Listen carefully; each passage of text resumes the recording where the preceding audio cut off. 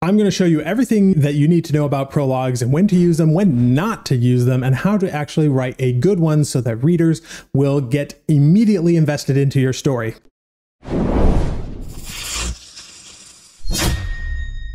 So what is a prologue? A prologue is a single chapter at the beginning of your book or a single scene at the beginning of a film that acts as a prelude to the actual events of the book itself. It allows you to establish a lot of different things that you want to have the reader understand before you actually get into the main events of your character and the conflict that they're going to be going through over the course of the novel. Prologues are quite common in some genres like fantasy, science fiction. You'll even see them a lot in mysteries and thrillers where, for instance, if you have a murder scene at the beginning of a thriller, that is usually a kind of prologue. Typically, the protagonist doesn't actually get involved in a prologue too often. Yes, I know there are going to be people out there that say, well, Indiana Jones has a prologue and Indiana Jones is a big part of that prologue, or James Bond movies usually have a prologue. I would argue that those are not prologues. Those are what we would call cold opens at the beginning of a novel to kind of give us a microcosm representative of what we're going to get later in the story. A prologue typically does not involve the protagonist, and if it does, there's usually a large gap of time. So for instance, Harry Potter has a prologue where Harry Potter is technically in the scene, but he's a baby, right? He's not actually main character in that prologue. And yet the prologue can often be very related to the main character, albeit in a kind of roundabout way. But a lot of readers don't actually like prologues, and there are a couple of reasons why. So let me first go through why are some reasons why you might not want a prologue in your book. For one, it might not be necessary. You might be able to start your book with chapter 1 to get into the character's life, and everything that you need can be done in those first few chapters that you would need a prologue for. So if you can do everything in the chapter 1 or in the first couple of chapters that a prologue does, then you don't need the prologue. You can just do it in the first few chapters. Another good reason why you might not want a prologue is the fact that it's important to build empathy with your main character as soon as you can. Now, I was talking to a friend who that friend happens to be friends with Orson Scott Card, and he told me a little bit about something Orson Scott Card said to him. Now, take this with a grain of salt, of course, because I heard this through the grapevine and I'm not able to verify it. But according to this friend, Orson Scott Card looked at all of his books and he said that the ones that were able to build empathy with the main character the fastest, like from the very first page, those often did really well. And I think this is one of the reasons why people often don't like prologues, because you're not actually getting to the main character yet for another whole chapter or so, and you want to immediately gain a connection to that character as fast as possible. Otherwise, the reader is not going to be very interested in continuing the book, right? Because if they haven't built empathy with the main character or with anybody, then they have no reason to continue on reading, right? We read books because we establish a connection with a main character. And a prologue can sometimes get in the way of that, which is why some people recommend don't have a prologue in front of your book.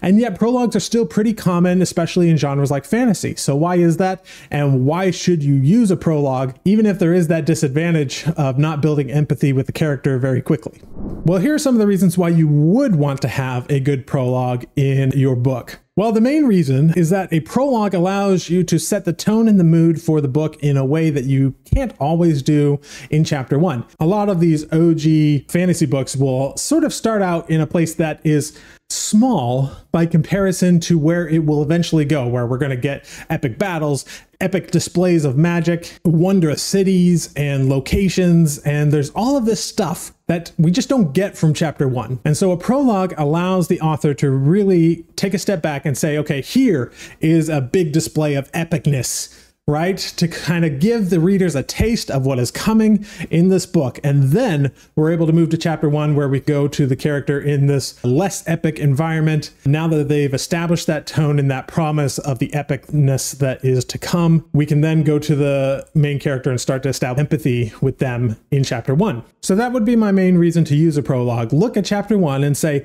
is this interesting enough? And then if it's not, ask yourself, can I make chapter 1 more interesting and more indicative of the overall tone of the book? And if not, then you might want to include a prologue in some way to really establish that tone and that mood. So with that, I have 6 tips on how to write a really good prologue that will immediately engage readers, but without the downsides of alienating readers before they even get to chapter 1. Number one, you have to make sure it is setting the tone for the novel. And I kind of covered all this already, but if you have a murder mystery, you want to start out with a murder, right? Something that immediately sets the tone, like this is going to be a murder mystery. If you have a fantasy, then you probably want to start with some kind of epic battle or something that shows off the tone of this book. If your book is a comedy, you want to make sure that your prologue is not gritty and realistic, right? You need to make sure it is indicative of the overall tone of the story. Tip number 2 is to establish the genre. This is very similar to establishing the tone, but you'll see this in a couple of books that will basically give you a scene that doesn't really match the genre of the book. It might be too comedic. It might be something that just doesn't match up with the epicness that might follow. For instance, in the original version of the Justice League movie, there's this weird prologue where we see camera from these 2 little boys asking Superman a few questions from like an iPhone camera.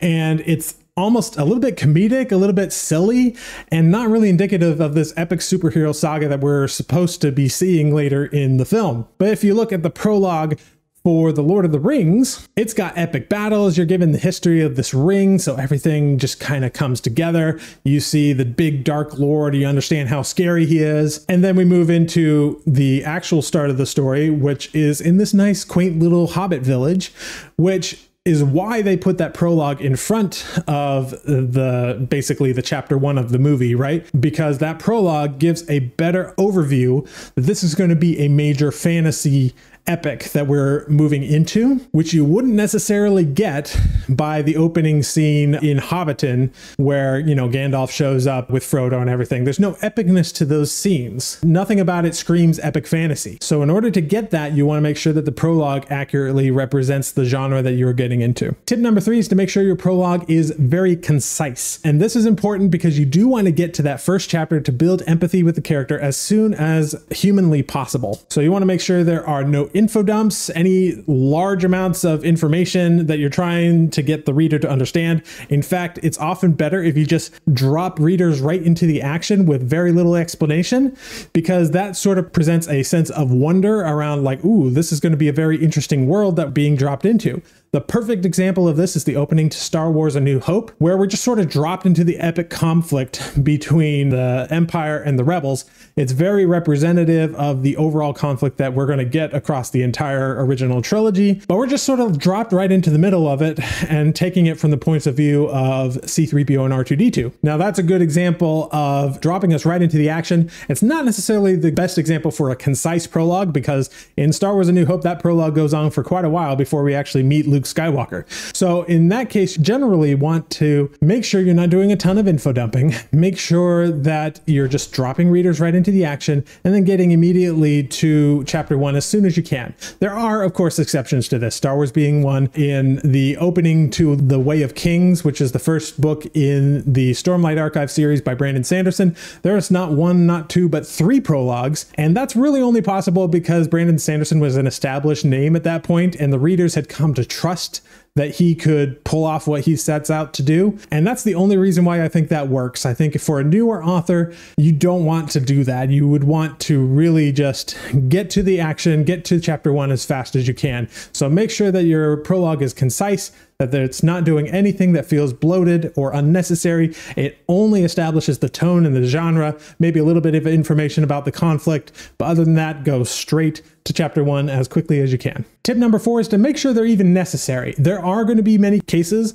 where all of this stuff about promising on the tone and the genre can be done in chapters 1 to 3 or so, to really get that across very quickly to the reader, in which case you don't necessarily need a prologue.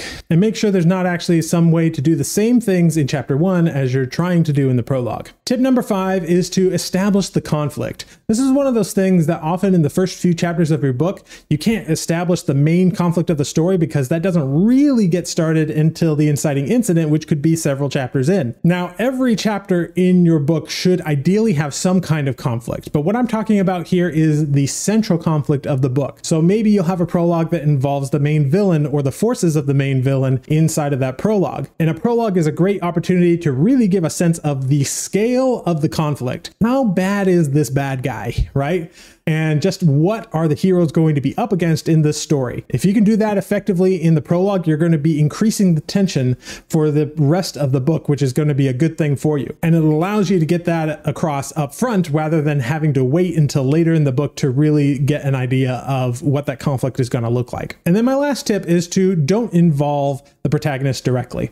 I've already mentioned that some stories, some movies, for example, have a prologue-like scene where the protagonist is actively involved. The best examples of this are James Bond and Indiana Jones, where we have sort of a microcosm that represents the story as a whole in the opening scenes to those films. But again, I would count these to be more of a really solid cold open to the story, because you're still getting information about the main character and where they are starting out in the story, which is a function of the first few chapters of a book rather than a prologue. A prologue typically does not involve the protagonist, but may be about the protagonist in some way or another, much like the prologue to Harry Potter is about Harry Potter, but doesn't involve him directly because he's just an infant asleep on the doormat. That's why I would choose to focus your prologue on other supporting characters or a mentor figure, or perhaps the villain of the story, or even you could go way back in time and show some things that happened far earlier that created events that will impact the protagonist later on.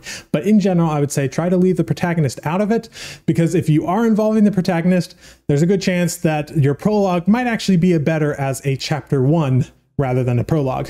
That's everything I've got on how to create amazing prologues. If you want to know more about story structure and things like this and how to create an amazing book, I have a whole masterclass that I did about story structure. So definitely go check that out if you want to really go deep on this subject, and I will see you in the next video.